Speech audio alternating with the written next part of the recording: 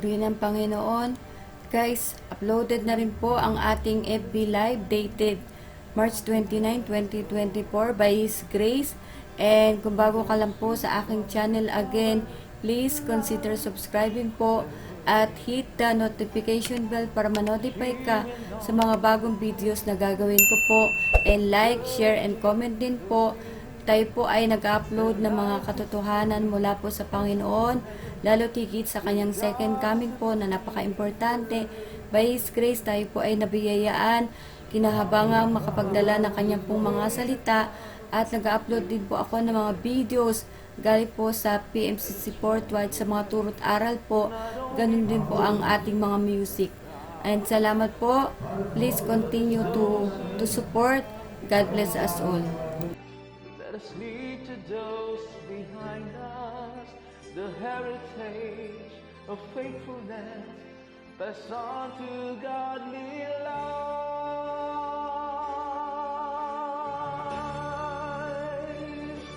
Oh, may all who come behind us find us faithful. May the fire of our devotion light their way. May the footprints that we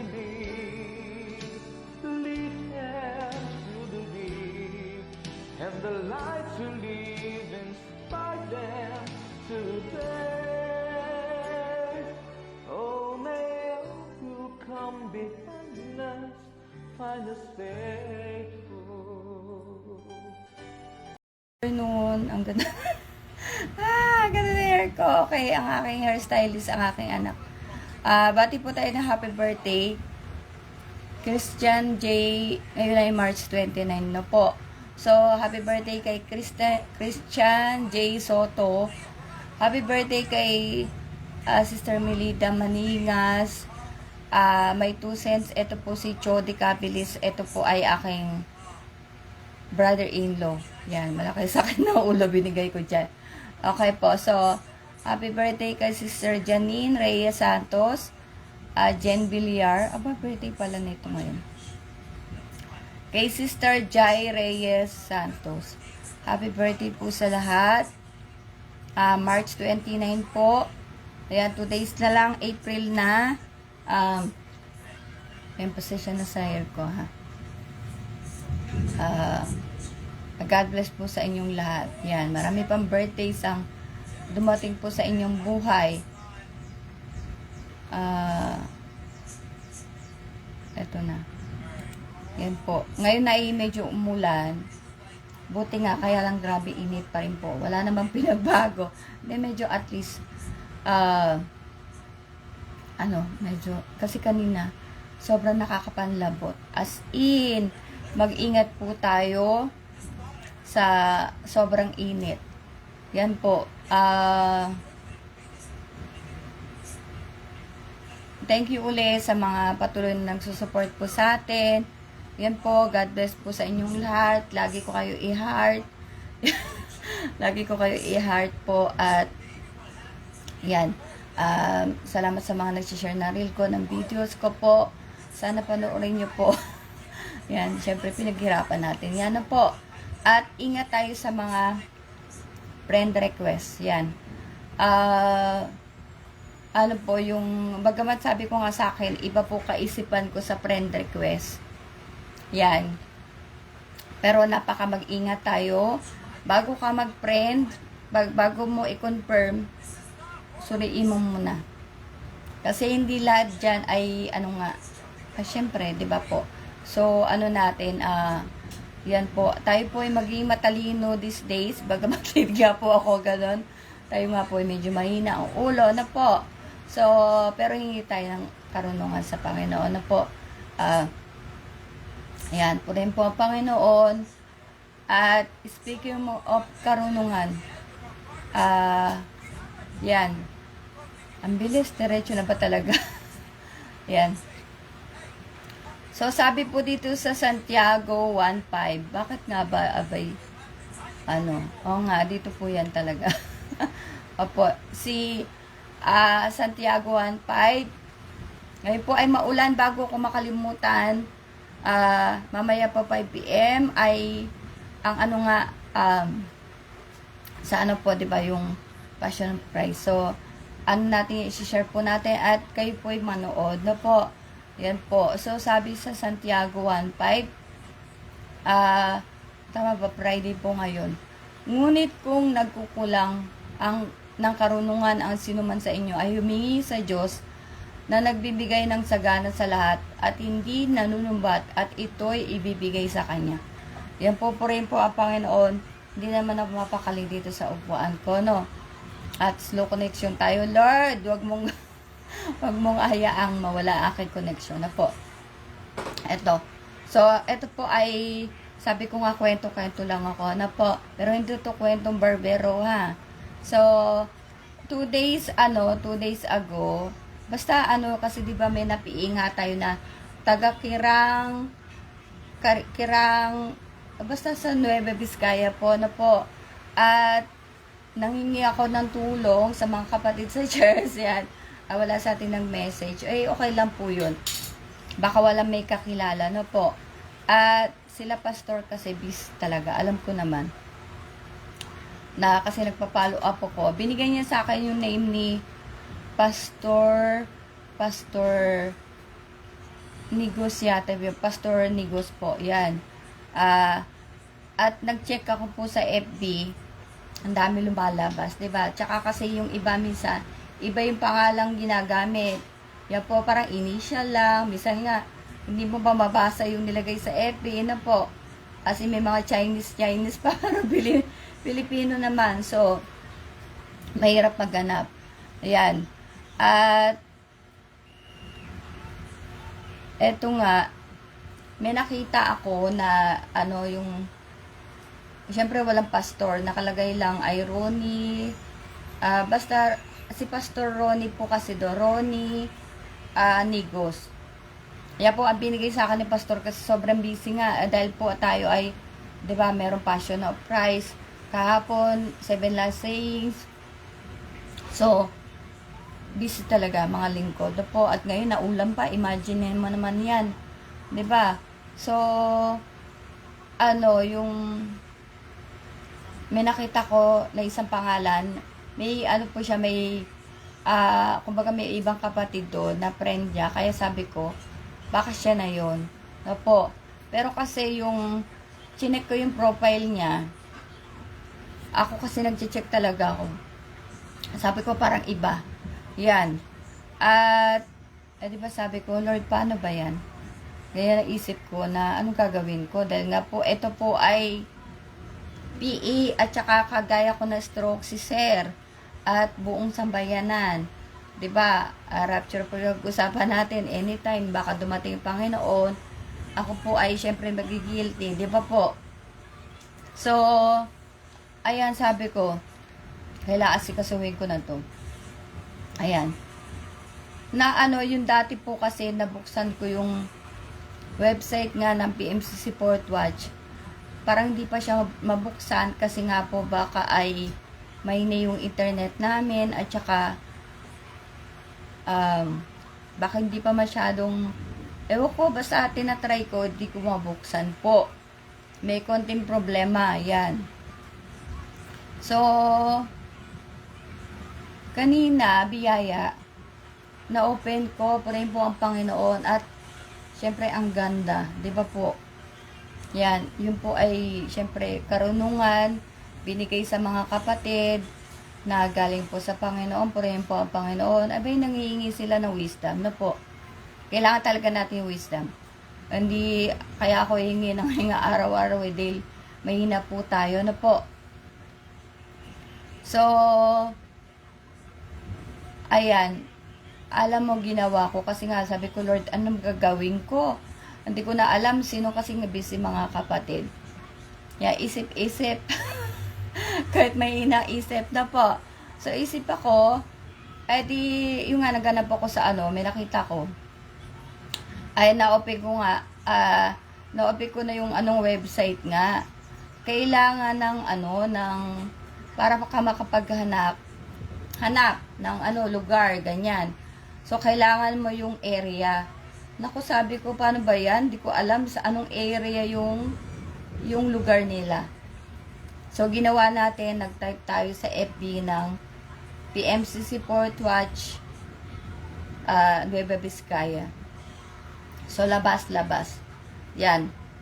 Wala akong nakita Nueva Vizcaya, pero hindi. Wala talaga sakto. Pero may nakita akong Galilee.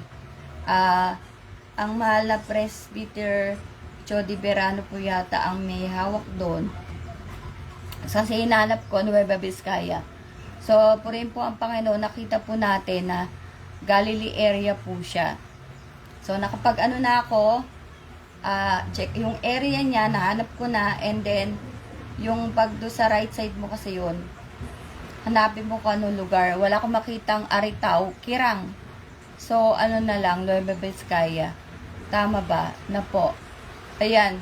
Pag ano ko, nakita ko yung kung sino yung pastor nga doon, tama po siya. Yan, Pastor Nigos, nandun yung contact number. At, ang ginawa po natin, kasi nga busy mga manggagawa po, tinawagan ko na. Yan. Para ma-sure ko rin, di ba, na ano, tawag na, nakausap ko si Pastor Ronnie kasi eh. Yan po, nagdire-diretso na ako para mabilis tayo. Hindi ko alam anong oras ako nag-start. At nasabi ko nga na yun nga may PA ako, ganyan, binigay ko number, details po. Yan po, purihin po ang Panginoon na kahit papano, di ba, na nabunutan ako ng kahit konting tinik. At least, naibigay ko na po yung details niya na po. At, syempre, follow up na lang tayo dahil nga, yung nga kasi wala pa tumatawag kay Sir matagal na. Kaya message ko si Sir, Sir, lagi mo i-open yung iyong cellphone, baka may tumawag po sa yung taga-church. Biyaya naman po at ngayon ay, ayan, reply. Kasi siguro dati, baka walang load, ganyan po. Mahirap ang buhay. So, sobrang init. Kahit may ventilador na, ay, hindi ko alam kung kailangan talaga na. Parang pinasingaw lang ang ano eh. Yan po, so, bilisan ko. May isa pa pala yung dalawa kasi yung account ni yung Rondon. Sabi ko kay Pastor, nakausap ko siya kasi nag-reply na po. Yan. Sabi ko, Pastor, may isa pa rito, ano ba kayo? Ganyan. So, yung isa lang daw. Kailangan kasi i-sure dahil marami pong masasama ngayon. Na po. Yan. At, eto po, share ko lang din. Tayo po ay nag-share po ng Word of God na po. So, yun ang ano natin at Permax. Ayan. Permax. So, malapit na maubos Permax. Bala na Panginoon. Na po. So, meron ako mga kaibigan po. Yan. Sa maraming lugar, syempre, ay tayo ay friendly. Okay po. At sa totoo lang, ako'y napapahiyang i-message, diba? Kasi ay syempre, baka iba nga block na ako, ayaw na ako basta makausap pa, dahil makulit na ako. So, pero alam mo yun, tayo po'y nasasaktan, dahil nga po ay, syempre, alam natin yung mangyayari, no po, kaya, ako'y na lang, pagkatiwala sa Panginoon, no po. Kung sila ito pa talaga ng Panginoon, di ba? So, sabi po dito sa Lucas 6:38, magbigay kayo at kayo bibigyan, takal na mabuti, pikpik, liglig at umaapaw ay ibibigay nila sa inyong kandungan. Sapagkat ang panukat na inyong isukat ay doon kayo muling susukatin. Meron pa ako isang parang talata pero sa Mateo po. Anin ko na rin. Ayan. Sapagkat sa Mateo 7:2, sapagkat sa hatol na inyong ihahatol ay hatulan kayo, at sa panukat na inyong isusukat ay susukatin kayo. Yan po, purihin po ang Panginoon.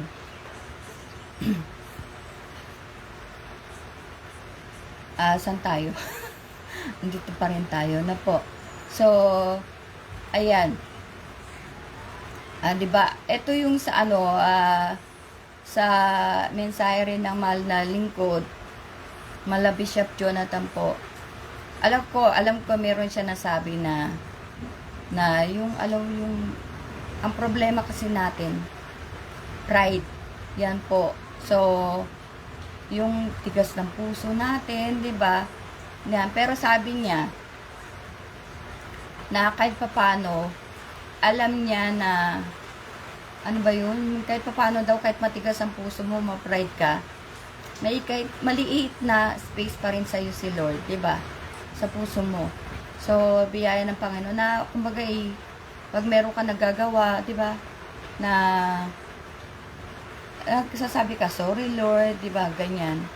Yun po. So, sa mga matitigas ang puso, yan, alam natin na talaga kahit papano ay may konting ano pa talaga sa Panginoon. Di ba po?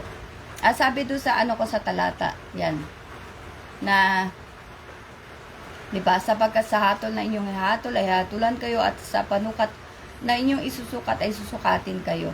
Yan, dito po ako sa ano, sa, saan na ba? Ang gulo ng aking outline. Saglit lang to, pero ang gulo po. Yan. And ito, kasi ito na kwento ko na dati, na tayo po ay, yung, di ba, sa Landayan, kasi Laguna ako dati. Laguna pala talaga kami. Yung parents ko. So, merong, nung pag ako'y nagbabakasyon. So, punta kami ng Landayan, kasama yung anak ko, na po. At sabi nung anak ko, kasi nagbigay ako, sa totoo lang, ang liit ng binigay ko. Ay, dati pa ako sa dati pananampalataya. Ay, siguro yun na ay mga year, basta kopong-kopong. Basta wala pang 2015, dahil dati pa nga ako pananampalataya. Nagbigay ako, sabi ng anak ko, ang laki naman nalagay, binigay mo mami, ganyan. Sabi ko, ang liit nga niyan, di ba once a year ka lang uwi, pag OFW ka. Diba, pagka ikaw yung pinalad-palad, pwede kang uwi ng every 6 months. Excuse po, or every month, kung gusto mo, di ba, mayaman tayo, ganyan. Yan, so, yun. Kumbaga sa akin, yun ay napakaliit ba. Kung isipin mo na, abay, misa ka lang nga makapasok ng church, di ba? So, yung, ang ibig ko po sabihin dito, di ba, na, kung ano yung, kunyari sa kapwa mo, kung ano yung inano mong tulong, ibigay, kunyari pulupe, pwede na sa'yo piso, parang ganyan, di ba? Na kung galing, yung puso mo talaga, kaya nga, di ba sabi ko, ang Diyos nakakita ng puso. Yan po, na kung nagbigay ka ng 100, yan ba naman ay, di ba, masakit pa sa puso mo. Kung nagbigay sa tapos, di ba, sakit sa puso. So, ano po, yung Diyos na nakakaalam ng lahat ng gawa natin. Kaya po kung ano yung tinulong mo, 'di ba, ibinigay mo sa church, ganyan, sa kapwa mo, ay kung ano yan, kung napilitan ka, alam ng Diyos po. At yan din ang ihatol sa iyo ng Panginoon, 'di ba? Kunyari, humatol ka, yan, di ka nga judge. Diba po, wala ka namang, yun nga, sabi ko sa Novaliches Local, maganda kasi bawal judgmental. Na, mahirap talagang alam mo yun, tuwing gabi umaalis, siguro, ang trabaho niya, diba, ganyan. Siguro may pinapasok kang madilim yun, diba po? Yan, so, kung ano yung inano mo sa kapwa mo, yun din ang balik sa'yo. Kaya sa paglilingkod, kung ikaw ay rin, gagarampot din yung paglilingkod mo, di ba? Na lelembot-lembot na po. Yun din na yung babalik sa'yo.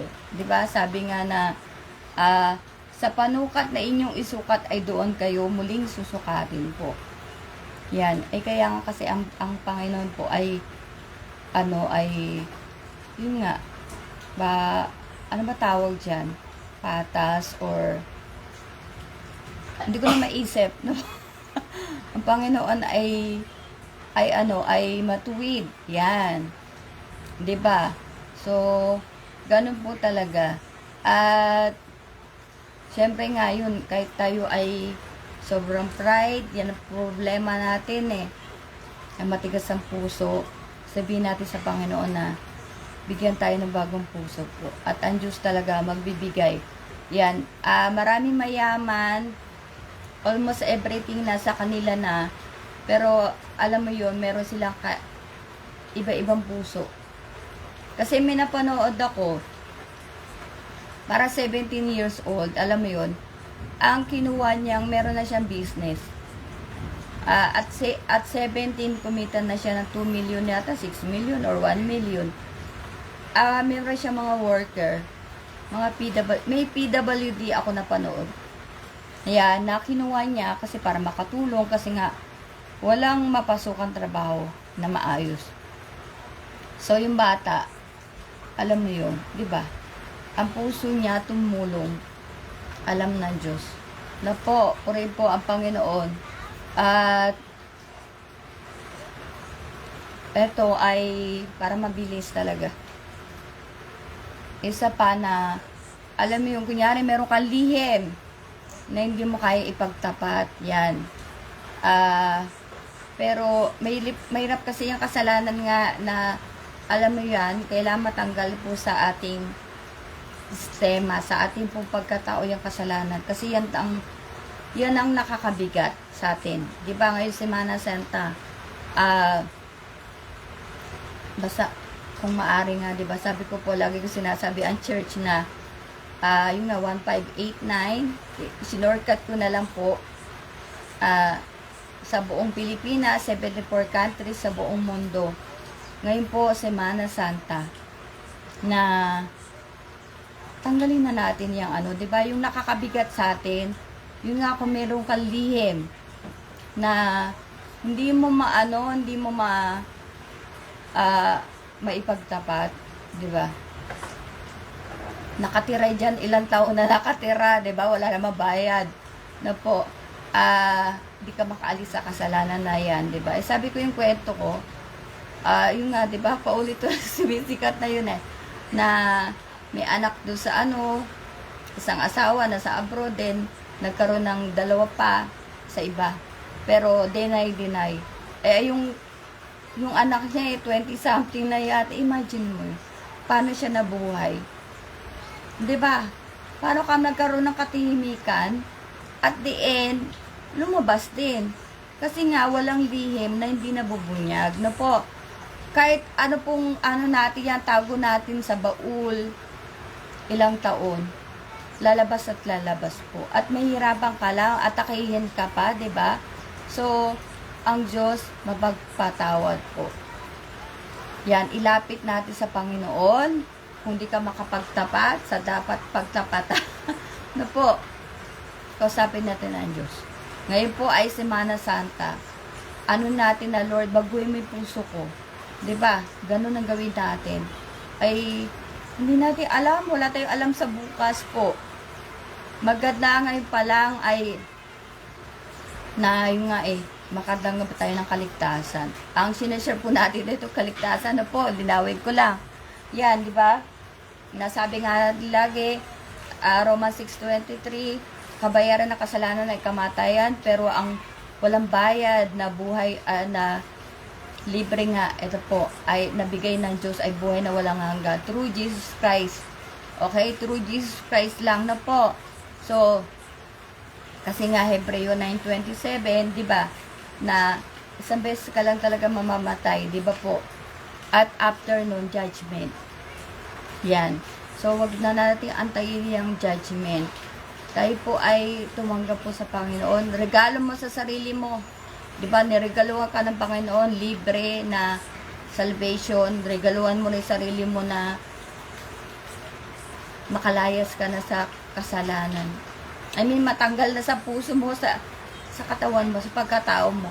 Meron ka ng bagong new creation ka na nga, di ba? Parang yata yan? Parang 1 Corinthians 5:17. Yan po. Sa Galatians 3:20, ibinis natin si Kristo. Na po. So, punta po tayo sa church. Yan, tayo po ay kabagoy ng PMCC Fourth Watch po. Ngayon pa lang. Di ba? Mahirap ang judgment. Na po. At Diyos lang talaga makakatulong sa atin. Wala kang kapayapaan. Imagine mo ngayon, di ba? More than 20 years, walang kapayapaan. merong Diyos na tutulong. Yan po ay lagi natin tandaan na po. So, eto, dagdag ko, medyo nonsense to. Medyo ano po ito, tawag dito, hindi ko masabi-sabi. Hindi kasi ako nga po ay, may mga takot tayo, di ba? Sabi ko yung takot ko, maoperahan, mabuksan ulo ko. Kasi nga ang Diyos, pag ikaw ay may takot, kung ano yung takot mo, ibibigay sa'yo. Para tumapak ka. So, naopera na ako na, ayan, nagpapagaling na po. At tayo ay isa sa, yung nga sabi ko, yung makulong. Pero, anong nangyari? Ako mismo nagpakulong. Di ba po? Purihin po ang Panginoon. Isa pa ito sa aso. Yan. Tayo po ay talaga ako'y duwag sa aso. So, ay yung etong aso dito talagang minsan tinatakot pa ka na asawa ko na baka ikaw ay lumakad pag ikaw ay hinabol na aso. O, diba? Napakabad. Okay po. So, hindi ko na ano to, nadatnan ko lang dito, si Brownie. Yan. Ang nangyayari, nagbigay ng aso sa amin dito, tuta. Ang pangalan niya si Sky. Alam mo yung tuta na yun, kasi ako nga ay talagang, duwag ako sa mga hayop, mga ganyan, pero, alam mo yung, si Sky nga, palibasa bata, kasi, di ba, hindi ka masyado matatakot. Ngayon, alam mo yun, lagi ko siya kausap, na, basta, love ko siya. At di ko maniwala, sabi ko talaga sa, before pa lang si Brownie, sabi ko, pag ako kumita talaga, bibili ko kayo ng pagkain. So, although may pagkain, kaya lang minsan gutom sila eh. Ang aso po kasi ay man's best friend. No po, yan, nakakatulong talaga. At si Sky, yung parang kaaliwan ko rin, na, ay basta kinakausap ko siya. Yun po, ako ay, kay Sky, natutuwa. Ayan, din nga siya natutulog ngayon sa, kay gusto ko rin gumaling, para ko siya, malaro ko siya. Yan, pero takot pa rin ako sa kanya, no po. Pero kasi pag, yung, kagaya na aso nila pastor, malaki na, pero, yan, mapapag-pray mo, para maging mabait. Kasi sabi nga nung anak ko, si Julian ay, Mami, di ba pwede mo turuan ang mga ganyan? Oo, sabi ko, basta mabait ka lang sa kanila. Susunod sila sa'yo, di ba po? At syempre, pag-pray natin. At, eto, dagdag ko lang, kasi po tayo ay, di ba, nakikinig lagi po ng gawain. So, may mga gawain na may mga question na, sir, yan po, actually, tungkol sa rapture na nga. Dahil, kailangan talaga natin maaral po, 'di ba? So may nagtanong, eto ay dahil sa sobrang pagmamahal niya sa aso, 'di ba? Kumbaga natanong niya yung kung sa rapture ba pwede ba kasama yung aso, 'di ba? Yung alam mo yun na ako sa kanya ng parang simpatya ba, parang kasi ganun yung pala yung kasi nga si Sky, bagamat ako'y duwag-duwag pa rin sa kanya kasi nga siyempre, sa marumi, kailangan mag-ingat, tsaka may rabies, na po. Hindi po yan yung asong libo-libo halaga, binigay lang ng kapitbahay, na po. So, ganun pala yun, yung, pag meron ka na, kasi kailan lang to, buwan lang, 1 month pa lang yata. Pero napamahal na siya sa akin. At lagi ko siya kinakausap, na po. Bumaba ang kwento ko dahil sa aso. Yan po ang Panginoon, at, yung nga, pagmahal mo yung Panginoon, pati yung, di ba, kahit ayaw mo, ganyan, mamahalin mo. Takot ka, mamahalin mo na talaga. So, ganun talaga, pag mahal mo Panginoon, dapat kahit kaaway mo, babatiin mo na, or, basta, kasi po yan ay, yung galit, inggit, di ba, lahat yan kasalanan. Kaya po ngayong Holy Week na po ay alalahanin natin po ang Panginoon. Yan. Yung talagang pagmamahal po na inano po ng Panginoon sa atin na ko, ikaw nga, sige, magpapako sa cross, diba? Kung isipin mo talaga na yun ay love, diba? Na po, yun na talagang yung wala kang kasalanan, pero kailangan mangyari. Kasi ito yung plano ng Diyos, 'di ba po, na yun nga 'di ba? So, purihin po ang Panginoon na maging ano talaga tayo, number one talaga, obedience at pagiging mababang loob. Yan po. Basta sunod ka siyempre sa mga pastor. Na po, sila ang pinagpahayagan ng Panginoon. Sila siyempre ang ano ng Panginoon, 'di ba po? Yan. So, gawin po natin ang pinakamabuti po sa ating po mga paglilingkod. Yan po, at seryosohin po natin ang Panginoon. Kasi, totoo yun talaga. Pag sineryoso mo ang Panginoon, seryoso din siya sa'yo. Pag ikaw loko-loko sa Panginoon, yung nga, di ba, yung sabi ko, sa Mateo 7:2, tsaka sa, tama ba? O, yun nga, sa Lucas 6:38. Kung ano yung binigay mong paglilingkod, barabarabay. Ganon din, di ba? Ganon din ibabalik sa iyo. Yan po, kaya seryosohan natin. Ang Diyos, lumalakas na po yung ulan. Yan, at gigiwang-giwang na naman yung bibig natin. Puri po, Panginoon, at God bless po sa lahat. Ako'y sobra na sa oras. Yan po, kita po tayo uli bukas po. God bless po.